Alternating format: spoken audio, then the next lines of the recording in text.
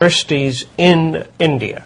They are all owned by the government. They are run by the government. The faculty of IIT went on a hunger strike because they're not paid enough. Let's face it, $6,000 a year is not big money, particularly if you see that their students make a whole lot more than that particular faculty makes. Now, faculty wants a start of $9,000. Couple Sybil says, I am sorry, if I paid them $9,000, then what about all the other universities that I have to pay? Now, remember, it's very hard. 11 universities means they have 11,000 faculty members, 1,000 per university. 25% there are vacancies because no one wants it at that price.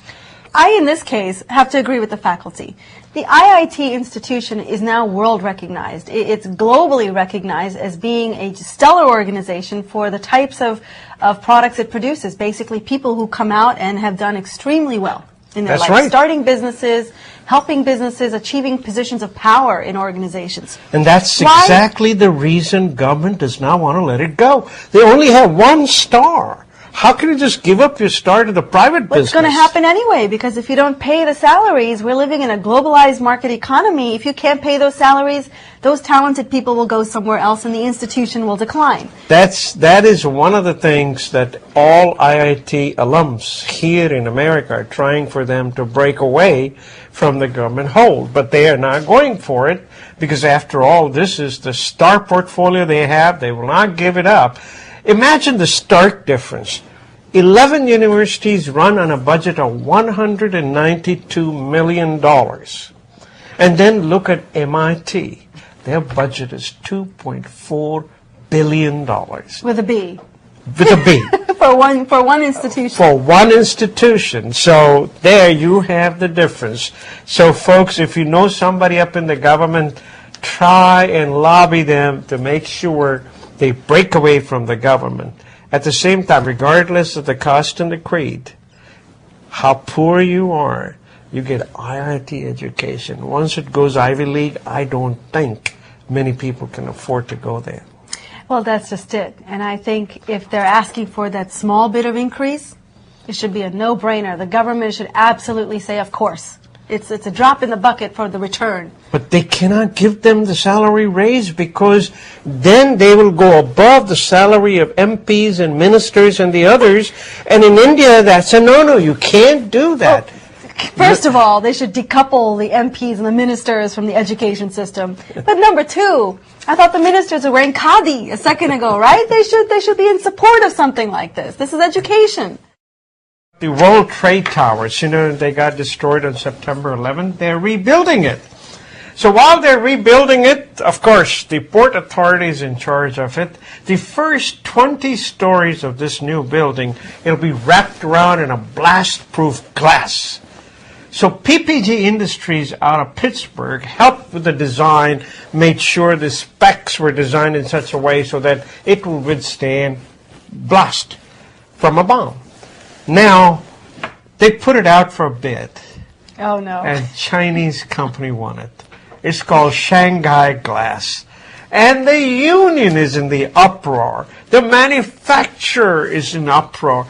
This is unfair. After all, Chinese government, let's face it, subsidizes the energy required to create the glass. That's right. So this is perfect for them to actually file a lawsuit against them or report to the government for dumping something and the duties are put on.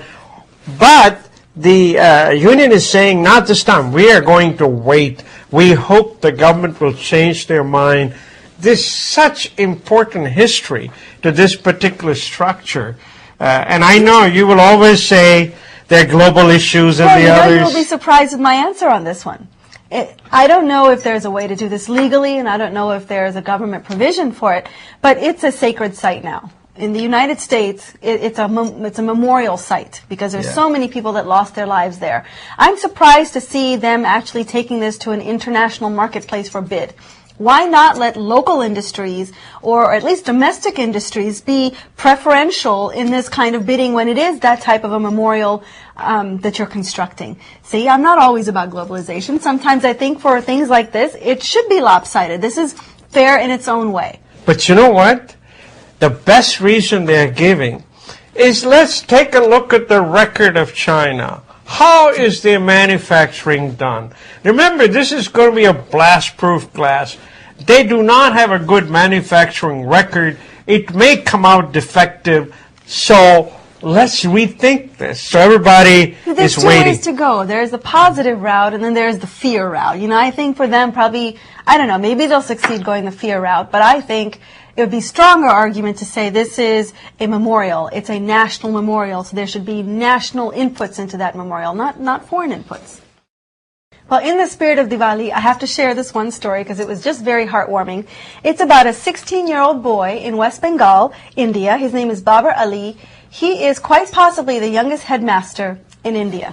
Wow, at that age? At that age, let me tell you what he's done. He's quite amazing. He basically gets up and goes to school every day. He has to travel large distance to go to his classes, and he pays a lot of money to go to these classes. He's a poor boy. But when he comes back home, guess what he does? He runs a school in his backyard. Basically, all the poor rural villagers that are there, they can't afford to send their kids to the school that he goes to.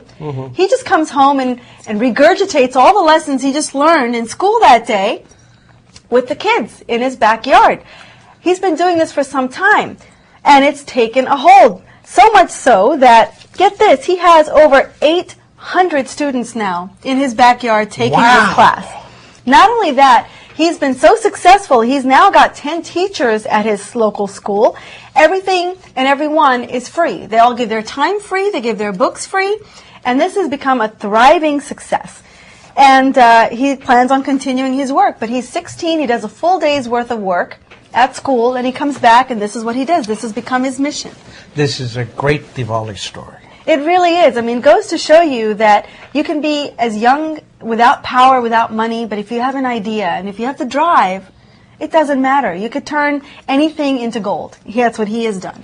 Folks, we want to wish you a very happy Diwali. Aastha and I really enjoy doing these Incon pieces, and we certainly hope that you enjoy them as well. That's right. I mean, we always want to take this opportunity to wish everyone a very healthy and prosperous new year. That's what we do during the Diwali season, and so that's what I'd like to wish for our audience today. And folks, you all know that we always have a lot of dancing on our show on Diwali Day, and this will be no exception, except we have an in conversation with Kajal Mehta of Dunya Dance. She is actually a co-founder of Dunya Dance, and they appeared on the Oprah Winfrey Show. I'm not sure if many of you caught it, but they were on the show doing a Bollywood number when Abhishek and Aishwarya Rai were on the show. So she'll be here, and she'll be talking to us about that day and about her dance production company. And from both of us to you and your family, from our Darshan family, want to wish you the best of Diwali. I hope you have a wonderful weekend. Namaste. Namaste.